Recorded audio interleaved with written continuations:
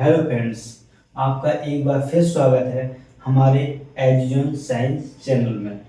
आज हम स्टडी करने वाले हैं गॉस का नियम। गॉस का नियम क्या होता है, तो आज हम इसके गॉस के नियम के बारे में जानेंगे और हम इसको प्रूव भी करेंगे कि कैसे से कैसा होता है। ठीक है, तो जो इसका कथन है, मतलब जो नियम है, तो उसका इस प्रकार है कि इस नियम के अनुसार किसी बंद पृष्ठ से, मतलब किसी बंद पृष्ठ से, एक बंद पृष्ठ से गुजरने वाला विद्युत फलक, बंद पृष्ठ से गुजरने वाला विद्युत फलक जो इस प्रकार है, विद्युत फलक उस पृष्ठ पर लगने वाले आवेश, लगने वाले आवेश का 1/ε0 गुना होता है।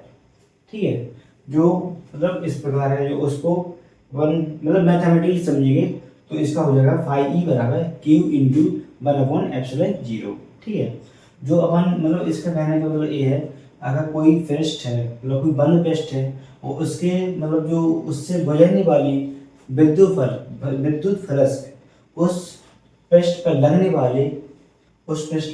लगने वाले आवेश का 1/ε0 गुना होता है।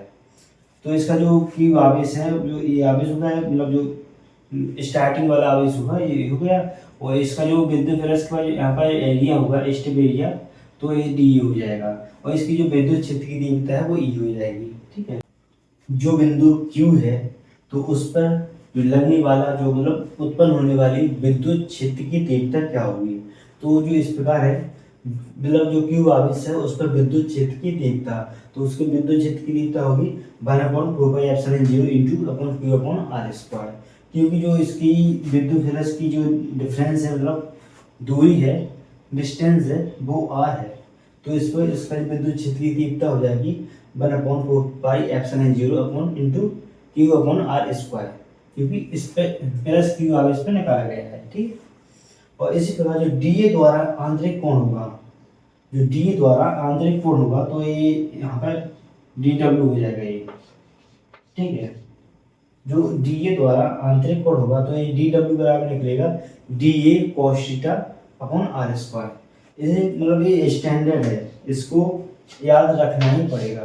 ठीक है, और जो DA से जो गुजरने वाला विद्युत फलक होगा वो क्या होगा, जो ए वाला DA है, DA से गुजरने वाला विद्युत फलक का मतलब जो होगा, तो वो होगा D5 बराबर E इंटू DA।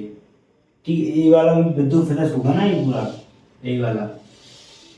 ठीक है, ए इंटू DA, इसका ये मतलब गुणा कर देंगे, इंटू कर देंगे DA का, तो D हो जाएगा। अब है D5 E बराबर E DA cos थीटा। ये क्यों हो जाए, क्योंकि हमने 11th में पढ़ा है कि ए बी मतलब ए का वेक्टर इंटू बी का वेक्टर बराबर होता है ए बी कॉस थीटा। ठीक है, इस प्रकार अगर हम देखें तो इस प्रकार एक फॉर्मूला ए बन जाएगा। अब इसको अपन ने विद्युत क्षेत्र की जो तीव्रता निकाली थी 1/4πε0 into Q upon R square, तो इसका यहाँ पर इसको मान रख दिया, DA cos थीटा बने लिख दिया। इसके बाद फिर रिप्लेस करेंगे तो Q इधर पहुंच जाएगा, Q अपॉन 4πε0 into DA cos theta upon R square. अब अपन को निकालना है संपूर्ण पृष्ठ से गुजरने वाला विद्युत फलक, तो अपन संपूर्ण का इसका पूरा इसका निकालेंगे, तो अपन इसको इंटीग्रेट कर देंगे। ठीक है, मतलब ये पूरी का निकल जाएगा, तो अपन इसको इंटीग्रेट करेंगे D5, अच्छा ये संपूर्ण का निकलेगा तो मतलब फाई ई आएगा। ठीक है, मतलब इसका ये स्ट्रिप वाला था, तो इसका आ जाएगा Q अपॉन 4πε0, ये तो कांस्टेंट है तो ये तो बाहर आ जाएगा, और जो इसका होगा तो होगा DW का। ठीक है, DW का ही होगा, तो जो फाई ई बराबर निकलेगा, तो Q अपॉन 4πε0 इंटू DW का जो मतलब इंटीग्रेट होगा यहाँ पे, तो उसका 4 पाई ही आता है। तो इसके जिसमें डी डब्ल्यू बराबर 4 पाई इंटीग्रेट कर देंगे तो 4 पाई आ जाएगा 4 पाई। ठीक है, तो ये मतलब कि आपको रिप्लेस करेंगे तो ये 4 पाई से 4 पाई निकल चले जाएगा और क्यू अपॉन एप्सिलॉन 0 आ जाएगा। ठीक है, यही तो अपन को निकालना था, जो अपन ने निकाला है अभी, यही तो अपन को प्रूव करना था कि गॉस की प्रमेय क्या कहती है। गॉस की प्रमेय कहती है कि किसी बंद पृष्ठ से गुजरने वाला विद्युत फलक उस पृष्ठ पर लगने वाले आवेश के 1/एप्सिलॉन 0 के गुना होता है। ठीक है, तो ये अपना प्रूव दैट हो गया। ठीक है, प्रूव दैट।